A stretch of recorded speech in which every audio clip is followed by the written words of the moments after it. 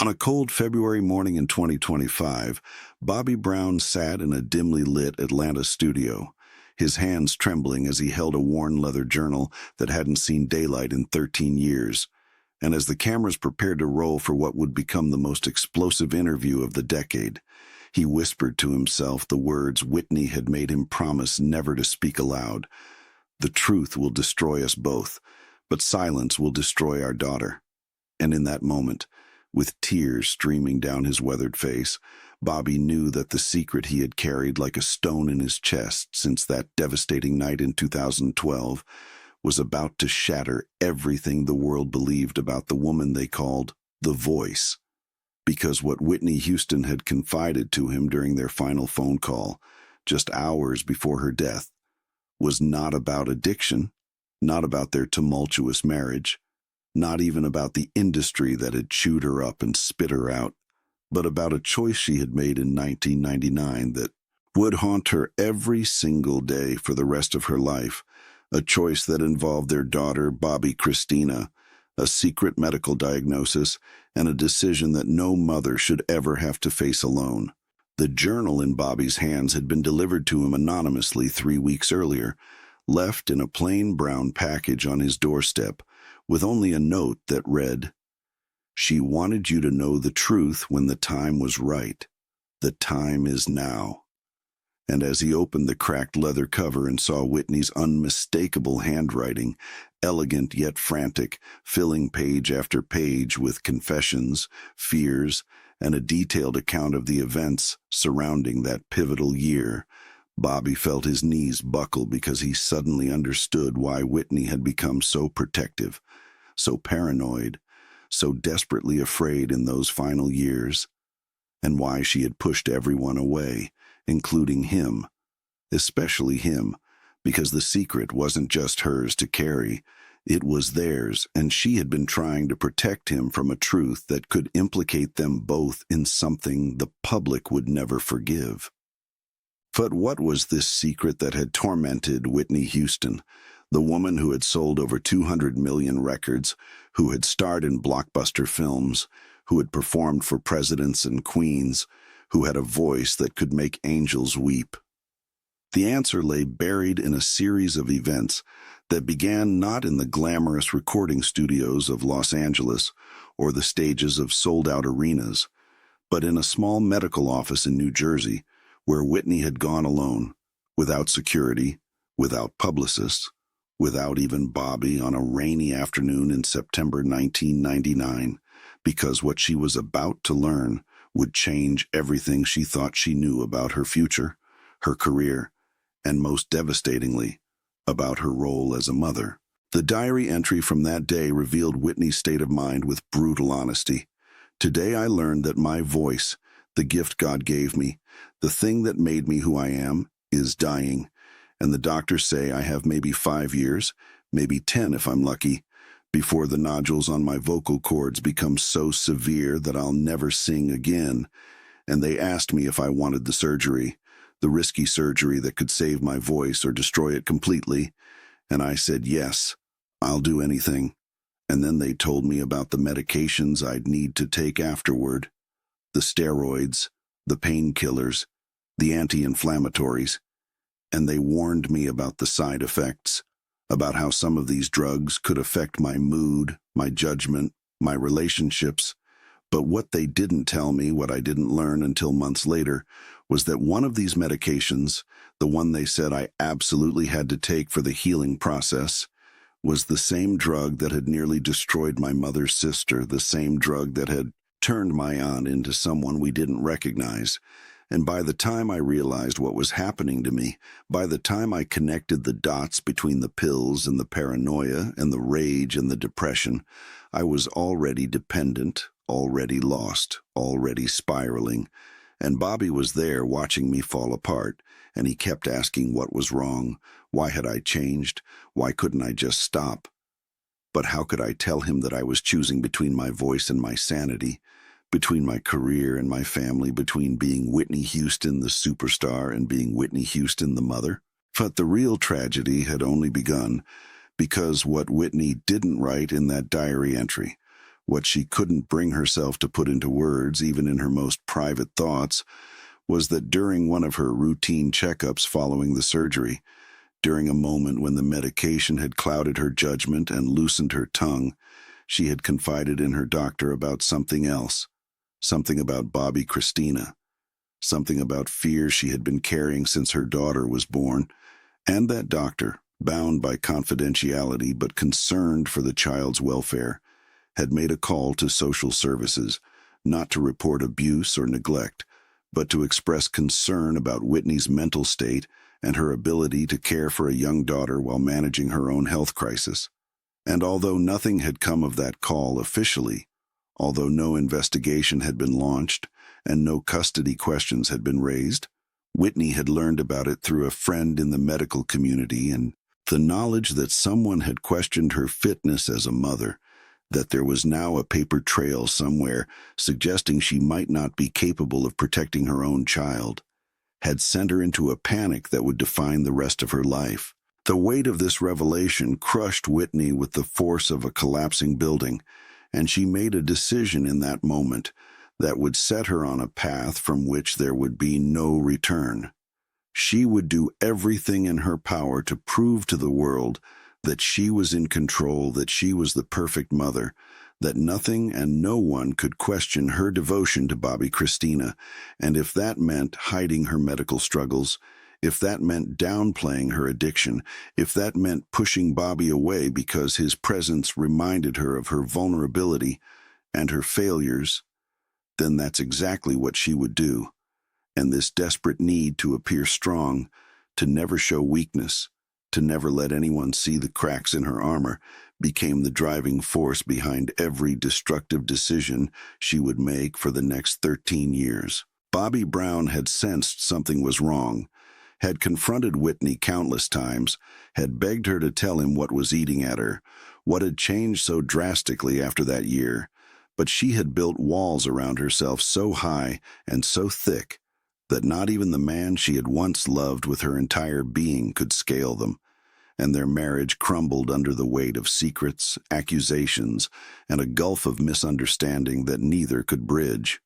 And as Bobby sat in that Atlanta studio holding Whitney's journal, he finally understood why she had been so cruel to him sometimes, why she had pushed him away with such venom, why she had made him the villain in their story when all he had ever wanted was to understand and help her, because she had been protecting him from knowledge that could have destroyed both of their reputations, that could have resulted in custody battles, media scandals, and questions about their parenting that would have made the tabloid fodder of their tumultuous relationship look like nothing. What happened next would explain everything. Whitney had tried desperately to wean herself off the medications, had attempted multiple times to quit cold turkey, to find alternative treatments, to do anything that would free her from the chemical dependency that was stealing her life piece by piece. But every time she tried, the pain in her throat would return with such intensity that she couldn't speak, couldn't sing, couldn't function, and the fear of losing her voice, the very essence of her identity, would drive her back to the pills.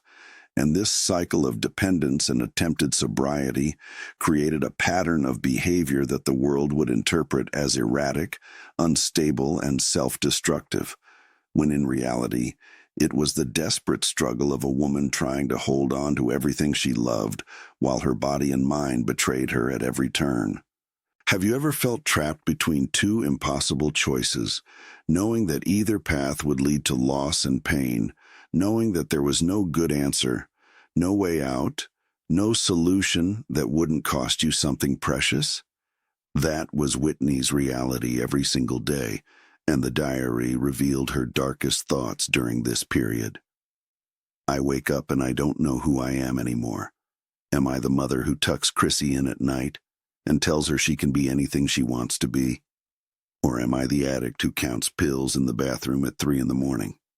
Am I the singer who can still hit those notes that made me famous? Or am I the fraud who lip-syncs at concerts because some days my voice won't cooperate? Am I the strong woman who built an empire? Or am I the terrified child who wants her mother to tell her everything will be okay? I don't know, And the not knowing is worse than any pain I've ever felt, worse than any criticism, worse than any failure, because I'm disappearing and I don't know how to stop it. But the phone call waiting for Bobby at home after that interview would change everything. Because Whitney's family, her mother Sissy, her brothers, even her longtime friend and assistant, had known about the journal, had known about Bobby's plan to reveal its contents, and they were united in their fury, calling him a traitor, an opportunist, a man willing to destroy Whitney's legacy for attention and money. But Bobby knew something they didn't, something that Whitney had told him during that final phone conversation in 2012, just hours before she slipped beneath the water in that Beverly Hills hotel bathtub. "If anything happens to me, Bobby, promise me you'll tell the truth about why I struggled. Promise me you'll make sure Chrissy knows it wasn't because I was weak or didn't love her enough. Promise me you'll clear my name, even if it means revealing things I never wanted anyone to know. Because I can't bear the thought of our daughter growing up believing I chose drugs over her when the reality is I chose drugs to try to keep being the mother she deserved, the performer everyone expected, the icon they all needed me to be." Those words had haunted Bobby every single day since Whitney's death, and when Bobby Christina had died just 3 years later in circumstances that mirrored her mother's tragic end, Bobby had felt the crushing weight of his promise bearing down on him with unbearable force, because he had failed to speak up, failed to tell the truth when it might have saved his daughter, failed to expose the system that had destroyed Whitney, and then, through the inheritance of trauma and circumstances, had destroyed Chrissy too. The diary entry from December 2011, just 2 months before Whitney's death, showed a woman grappling with mortality, legacy, and the truth she had carried for so long. "I'm tired, God. I'm so tired. And I know my time is running out. I can feel it in my bones, in my heart, in the way my body won't cooperate anymore no matter how much I demand it to. And I'm terrified of what comes next, terrified of what people will say about me, terrified of the narrative they'll write when I'm gone and can't defend myself. But most of all, I'm terrified that Chrissy will believe the lies, that she'll think I was just another celebrity junkie who threw away everything for a high, when the truth is so much more complicated, so much more painful, so much more human than any headline could capture." And in that moment of clarity, Whitney had done something that would ultimately give Bobby the courage to speak out years later. She had written a letter, sealed it in an envelope, and given it to someone she trusted with instructions that it should only be opened if Bobby ever decided to tell the truth about her medical history and the choices she had made. And that letter, which Bobby had received along with the journal, contained Whitney's blessing, her permission, her desperate plea for him to finally expose the secret that had destroyed her life, because she wanted the world to understand that addiction wasn't always a choice, that sometimes it was the result of impossible circumstances, that sometimes it started with a legitimate medical need and spiraled into something that consumed everything in its path, and that the real villains in her story weren't the drugs themselves, but the system that had failed to provide her with better options, the industry that had valued her voice more than her health, and the society that had judged her for struggling with something they couldn't possibly understand. As Bobby sat there in the studio preparing to share Whitney's truth with the world, he thought about all the times he had been painted as the bad guy in their relationship. All the times the media had suggested he was the one who had corrupted the good girl from New Jersey, the one who had introduced her to drugs and chaos.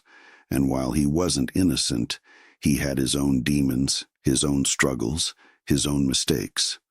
The real story was far more nuanced, far more tragic, and far more indicative of the pressures that artists face in an industry that chews them up and spits them out without a second thought. The secret that Whitney's family had hidden for 13 years wasn't just about her medical history or her addiction or the choices she had made. It was about the systematic failure of everyone around her to prioritize her well-being over her commercial value, It was about the way the entertainment industry treats its biggest stars as commodities rather than human beings. It was about the impossible expectations placed on black women in particular to be perfect, unbreakable, and endlessly giving even when they're dying inside. And it was about the way society judges addicts rather than helping them, criminalizes weakness rather than offering compassion, and creates environments where people like Whitney feel they have to hide their struggles until those struggles literally kill them. But what happened in that quiet moment before the interview began would become legendary in its own right. Bobby picked up his phone and dialed Sissy Houston's number, knowing she wouldn't answer, knowing she was furious with him, but leaving a voicemail that captured everything he wanted to say. "Miss Sissy, I know you're angry. I know you think I'm betraying Whitney, but I'm doing this because I love her, because I loved her then and I love her memory now, and because I made her a promise that I intend to keep. The world needs to know that Whitney Houston wasn't a cautionary tale about excess and fame. She was a warrior who fought every single day against circumstances that would have broken most people years earlier. She was a mother who sacrificed her own well-being trying to be everything to everyone.